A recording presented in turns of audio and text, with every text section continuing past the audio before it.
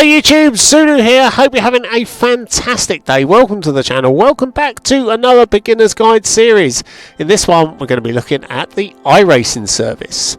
So if you see my profile you'll know that I do some sim racing, been doing it for a little while now, never taken it too seriously, but this year I decided I was going to give iRacing a go. Been doing it now for about 3 months and I thought I'd make a series of videos with some hints and tips of things that I've learned so far, and maybe they're going to help you out as well.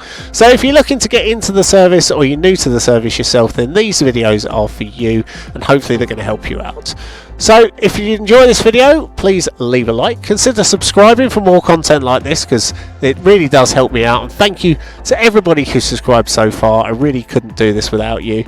And if you want to leave a comment, love to hear what you have to say.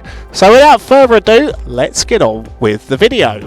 So what is iRacing? Well, quite simply, it's a racing simulator. However, it's not quite that simple. iRacing is a subscription service, and that means you only get a limited amount of cars and tracks that you can race when you first subscribe to the service, and anything else, well, you're going to have to pay for it. So my first bit of advice is when you first join up, don't buy anything. Race the rookie series. Now whether that's road, oval or dirt, whichever discipline you want to race in, you can race a full season of any of those completely for free, just for the subscription price that you've paid to join the service, and that's what you should be doing first. So what equipment do you need to go iRacing? Do you need to spend loads of money? Absolutely not. A low to mid-range PC is fine because iRacing is pretty well optimised. You'll need a monitor. I'd recommend getting a wheel and combo setup. Something like a Logitech G29 or 923 would be fine.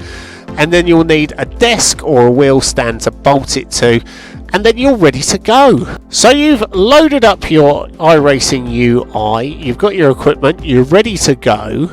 How do you go racing? Well, it's quite simple. On the homepage, if you just go over to the Go Racing section, and that's going to load up all the different race series that are available for us to race. Now, we can't race all of these because you'll see the ones with a green tick next to them, those are the ones that we've met all the criteria. In other words, we have the track and the car and the correct license to go and race them. If you don't, then you will have a shopping trolley if you need to purchase a car or a track, or you might also have something like a dark green tick, which means you've got the car and the track but not the correct license. But before you jump into any racing, unless you are an experienced racer, I recommend, and even if you are an experienced racer for that matter, just to get used to the sim, I recommend going into the test drive feature. So that's on this little blue button up the top here, and if we click on it, then we can load up a test drive in any car that we currently own, on any track that we also currently own. So this is a great way to get into kind of how the game handles, and it's absolutely the first place that you should go rather than going to any race. Right, we have loaded a test drive in the fantastic little MX-5 Cup car. A great little car to drive if you're interested in road racing. Definitely the place you want to start. And we're at Oran Park, which is the current rookie race for this week. So before you start though, you are going to have to tell iRacing what your settings are in terms of your gears, accelerator and so on and so forth.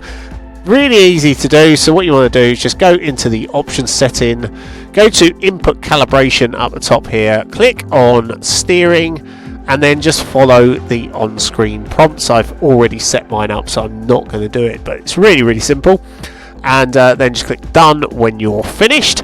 Then do the same for the pedals and the gearbox as well, and then you're pretty much ready to go. One thing I will say is, in terms of driving aids, I would leave these all on, but the shift aid one I would change because it will be on anti-stall when you start. You want to change that to auto blip, and what that's going to do is when you change down, it's going to automatically rev the throttle. It's going to make downshifts a lot smoother, and a lot quicker as well, so you are going to want to put that on. Okay, so then all that's left is to get out on track. Okay, so here we are in the cockpit of the Mazda, ready to get out on track. So as we leave the pits, just beware that you need to stay to either the left or the right of the white line, depending on the side of the track that the pits are at, until you reach the blue line and blue cone. Failing to do that in a race or a practice session, official practice session, will get you a black flag and will mean you'll have to come into the pits to serve a penalty. Also, just be aware when you're exiting the pits of other traffic coming down the pit straight. You don't want to have a crash there.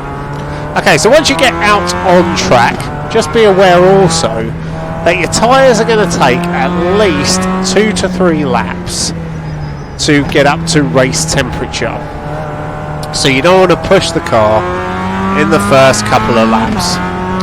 And if you're learning for the first time a new track, just keep the car in second gear, kind of feel your way around the circuit. Where's the racing line? Where do you need to put the car? You know, where are you going to have to turn in? Where's your potential braking points? And slowly build the speed up over a few laps until you get to the point where you get in the car roughly to the limit, and then you're going to need to push beyond the limit, and at that point you're going to start crashing, you're going to start spinning the car, but it's okay, it's fine, everybody does it. Okay, it's how you're going to reach the limit, find the limit. But the most important thing when you're out on track is that you're having fun. Enjoy yourself, because that's what this is all about. That's all for today's video. I hope you've enjoyed it. I hope it helped you out. Hopefully it's given you an insight into what iRacing is. And if you're looking to get into it, hopefully it's given you an idea of what you'll need before you get started. If you did enjoy it, please leave a like. Consider subscribing for more content like this, and I'll see you in the next video. Thanks so much for watching.